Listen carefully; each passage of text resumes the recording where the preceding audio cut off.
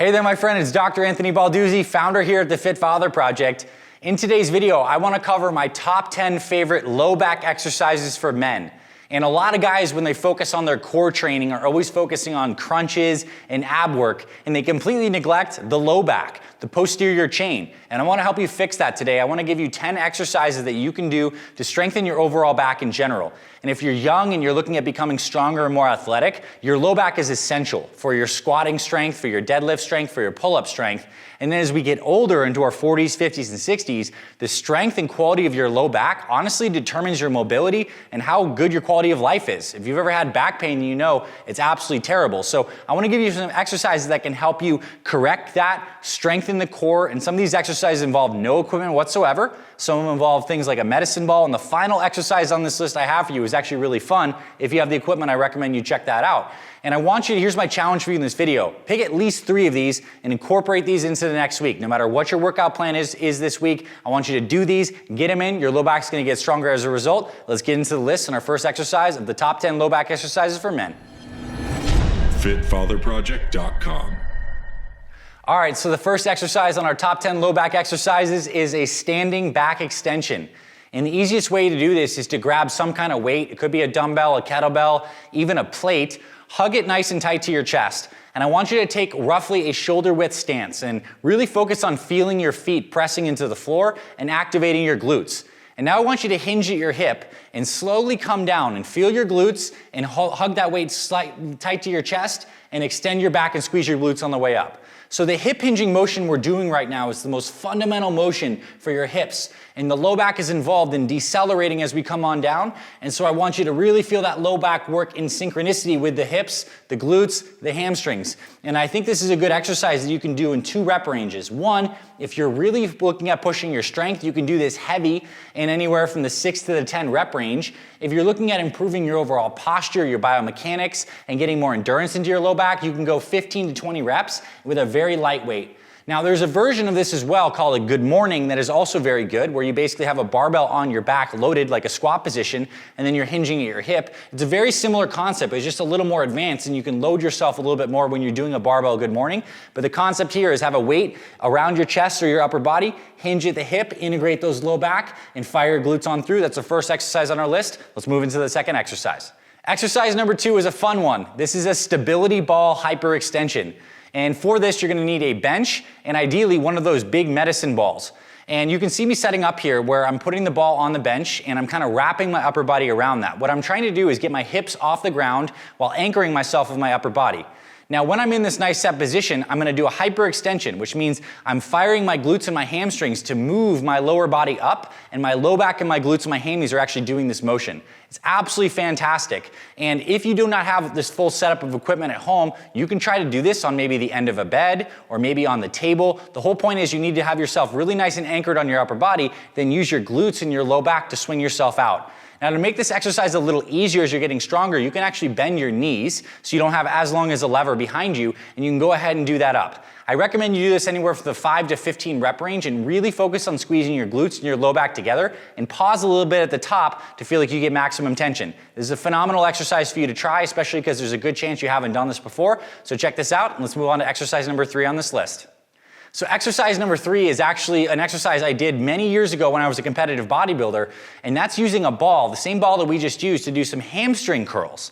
And believe it or not, when you do a hamstring curl with your heels up on a ball just like this, it is phenomenally effective for your low back. So you can see me digging my heels into this ball and doing a bridging hamstring curl. So I'm activating my glutes and my hamstring in addition to my low back. And now, when I roll all the way out, I'm actually lifting my heels off the ball one at a time, and that really makes the low back stabilize the core in that extended position, and then I come through some more hamstring rolling reps. So you can see me doing a few more of these right now. The key is to drive your hammies, squeeze your glutes, bridge on up, and on the way back out, you might lift a heel up and lift a heel up to get that extra low back work. It is phenomenal when you're working the low back to synchronize it with this whole posterior chain, meaning your hamstrings and your glutes for the most effect. And this is the kind of exercise I recommend you do anywhere from 5 to 10 reps each side. And this would be something you do towards the end of your workout because it's a really good finisher and you don't actually need that much weight at all. Let's move on to the next exercise. So exercise number 4 on this list honestly could have been exercise number 1 on this list, and that is the deadlift. And there are so many varieties of deadlifting that's great for your low back. There's the classic barbell deadlift where you have a heavy barbell and you're pulling that bar right on up and you're standing up. But for the purposes of this video, I think it's more accessible for most of us to do a dumbbell deadlift. We can get a pair of dumbbells, we can set up just like this. I like to have the dumbbells just right above my feet. And when I'm on the bottom, I'm squeezing those dumbbells hard, I'm loading my hamstrings and my glutes, and I'm coming up and I'm firing those glutes up on through, and then I'm lowering myself nice and slowly. It's on the way down that you're lowering that's doing this eccentric motion on your hamstrings, glutes, and your low back where you're getting the most activation. So pull on up, squeeze at the top, come back down. Now, if you're looking at pushing your strength, this is absolutely something you want to go heavy on. There's the classic 5x5 where you do 5 sets of 5 reps, which is so great for getting strong in the deadlift. Or if you're looking at more like rehabbing and just overall wellness and well-being, you might want to try the dumbbell deadlift variety and do sets anywhere from 8 to 20 reps. And you can play around with a whole bunch of different placements. The key is the deadlift is a phenomenal exercise with age. I recommend you incorporate it into any of your routines. This can go on a leg day, a back day, or a full body training day. Let's get into the next exercise on this list. Exercise number 5 on our list is a kettlebell or a dumbbell swing. And if you've been hanging around our Fit Father and Fit Mother Project YouTube channels, you know we are big fans of the swing. And the reason is the low back synchronizes with the hips and glutes to do this thrusting motion. This is the whole point of this lower body complex. And the cool thing about the swing is it's dynamically throwing a weight up, and then you have to hold and decelerate the weight on the way down. So the cool thing is the pop comes from the glutes as you swing on up, and then on the way down, your lower back actually has to decelerate that weight safely. And when you get good at dynamic motions like the swing here, your low back is going to be so much healthier because it's moving in fluid planes of motion. And in fact, if you end up joining our Fit Father or Fit Mother programs, all of our fat burning and metabolic conditioning workouts involve swings pretty much because they're so good for incorporating core training and fat burning. They burn a ton of calories. And just like the deadlift, you can go super heavy if you're looking at pushing strength. You can do these in the 6 to 10 rep range with a super heavy kettlebell or even a single dumbbell. And if you want to do that, I recommend these as a primer before your workout. So let's say you're going to deadlift or squat heavy. You might want to do 1 to 2 sets of these heavy swings to activate your nervous system. Another cool concept is at the end of your workout, to really burn things out, try to do 100 of these swings. They could be 10 sets of 10, it could be 3 sets of like 33 kettlebell swings or something like that, but do 100 at the end. It's a really great metabolic workout that integrates your core, your low back, and it's absolutely phenomenal. Let's move on to the next exercise on this list. So exercise number 6, I'm gonna be honest with you, I just call them submarine walks. And I'm sure this is an actual formal exercise, but me and my buddy, my old training partner, used to do these around the gym, and we found that they're super effective. So the scapula, our shoulder blades, when we get those up back, we're involving our rhomboids, our traps, in addition to the low back. And we're doing this walking motion, which is kind of destabilizing the core. So there's so many good things that happen when you do this exercise. It's really good for your triceps, your scapula, and your low back.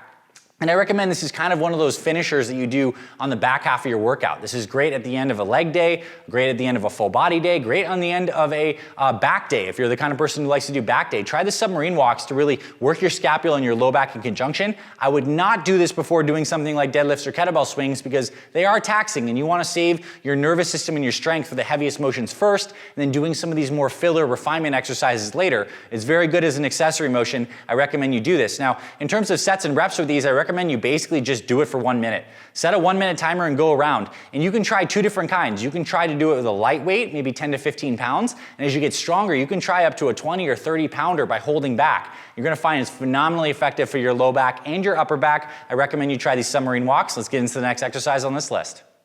Exercise number 7 is one of the most popular exercises you will ever find if you go into a physical therapy clinic. And this is called the bird dog. This is one of the best rehab exercises because you're integrating core function and stability with some motion. So the bird dog starts off in this quadruped position, which is basically hands and knees.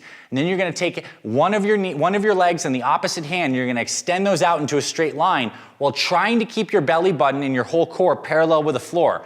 We're trying to avoid any rotation of the trunk. We're trying to extend long, meaning the glute and the whole back needs to be challenged, and then you're gonna alternate with the other arm.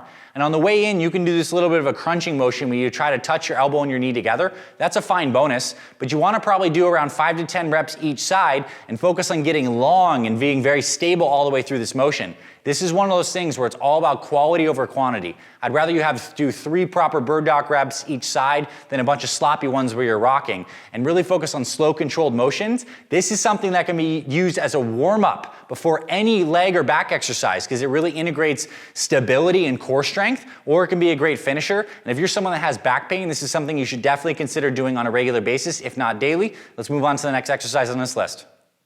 Exercise number 8 is a side plank. And I love this because many of us train in this front and back plane motion. We've done a lot of hip hinging in this video. We've done things like the deadlift and the swing. And of course, all of us are very familiar with doing crunches and leg raises and stuff like that. But most of us don't train this lateral bending aspect of our core. So the side plank works like this. You get your elbow stacked underneath your shoulder and you prop up like that and you squeeze that oblique line as you're going through. And to make this even harder, you can extend one arm up like this. You can try to rotate around a little bit. You can even try to move a leg off the ground if you're strong enough to do that. I recommend you hold on each side for about 30 seconds to 1 minute and focus on breathing through your nose and keeping a nice long straight spine and squeeze that oblique. Phenomenal exercise. And you want to make sure you do both sides, and you can alternate back and forward. So you can do one side immediately to the other side, to the other side, to the other side. And within like 2 minutes, you can get great oblique work. And you want to make sure you're incorporating that into your routine. Your core is going to feel so much better, especially if you're someone who likes to play any rotational sport. Pickleball, golf, something like this. Having strong obliques is going to help your performance and the stability of your spine so much. Let's move into our next exercise. So exercise 9 on our list is one of the classics, the body weight low back exercise. It is a Superman or the Superwoman. And you're gonna lie belly down in this position. And I like to have your thumbs up out in front of you like you're giving a thumbs up to your friend.